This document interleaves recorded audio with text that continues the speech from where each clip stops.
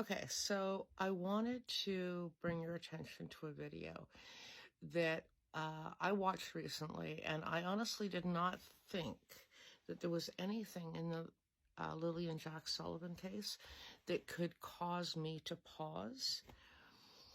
This has. I don't suggest that anything is nefarious about it, but it is worth noting. Okay, it's an interesting point that she has made. It's an interesting observation. I would be curious if you guys pick up on the same thing or if anybody else ever has. You know, out of all the times that we have talked about it, I've done videos on it. I've done a few videos on this tour that Janie gave to the CBC. We've talked about it in the live. I've never heard this mentioned. So when I watched this creator's video, I kind of stepped back and kind of went, oh, interesting.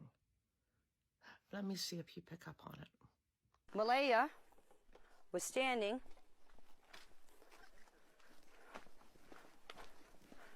right here with Meadow on her hip. And I come out, and I said, "What's up?" She said, "Jack and Lily are missing." I said, "How long?" She said, "About 20 minutes." I closed the door, got my boots on, came out here, ran up in the woods, right here in this area here. I planned on putting a pool up this year for the kids. You need level ground for a pool. That's what I was doing. I was leveling out the ground to set up a pool. And this is the Thursday. This is Thursday. Right. Friday, all the investigators, search and rescue and everything, right around here was where they found the only footprint. This is where the boot. This is where I was raking that night. That's where the boot print was found, in the mud where I was raking. Okay, so note that all action is pointed in this tour to this spot, with the exception of the sliding glass door, and then when she goes up into the woods. But this whole section here, everything happened in the same spot. We have Malaya just standing there. Why would Malaya be standing there? Remember, holding the baby on her hip, just standing there. Janie comes out of the RV. Hey, what's up? Oh, the kids are missing. This is the only part that Malaya plays in all of this, which also, too, is an interesting thing to consider, considering the fact that this is a mother with 2 children missing. Her whole role is to just stand in the same spot and make 2 comments. Kids are missing, gone 20 minutes. This is also the place where the boot print was found. This is the place where Janie was raking. This is the place where the pool was going to be. It is really an interesting piece to this whole story that is worth noted. It's just curious why it all centers in this area. This area also happens to be, which I'm going to point out to you, outside of what, for lack of a better term, I'm going to call the private areas. It's outside of the fenced-in RV yard. It's outside of the fenced-in trailer yard. Now, Ninshi True Crime over on YouTube has done a 2-part video series just on this driveway narrative that Janie has given to the CBC. It is really well worth listening to. She makes a lot of really, really good points.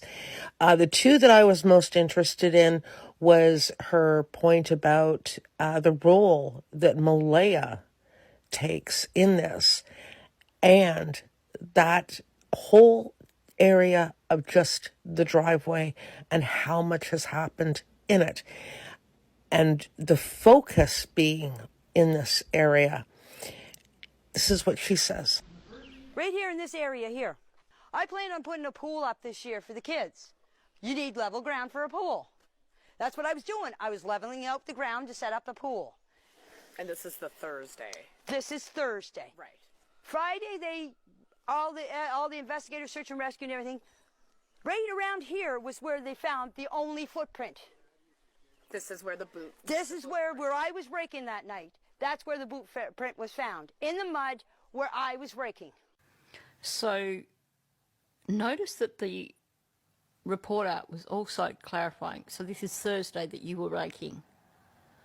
And the two stories are intertwining. She's talking about raking on Thursday, but then on Friday, this is where the RCMP found the boot print.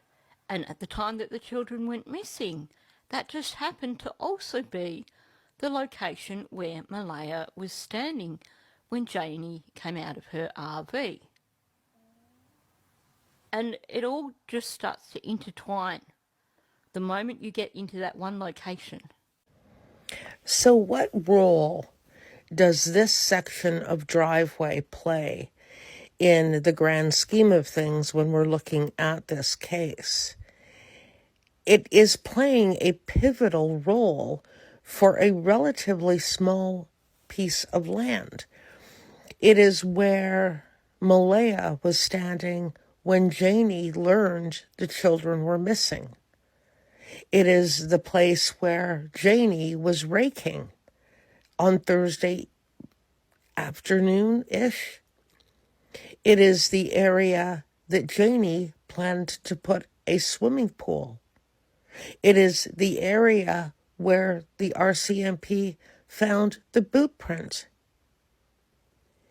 Considering the size of this lot, even the driveway, the fact that there was a scent dog that supposedly found some sort of a scent at the bottom of the driveway, so much activity happened in this small area. And why it's playing such a pivotal role, one can only speculate. But it is a very interesting observation that I had never heard anybody else make before. So as we keep looking at the Lilly and Jack Sullivan case, as we keep analyzing it, re-listening to videos, it's all very important to do because we always pick up on something we hadn't heard or make a connection with things that we never had before. Don't forget to follow, like, and share. And you will be notified when I go live as well, which I do almost nightly. And I typically upload a video, at least one a day, if not sometimes 2 or 3. And you will be also notified of those as well. Thank you so much for those who support the channel and the work I do here.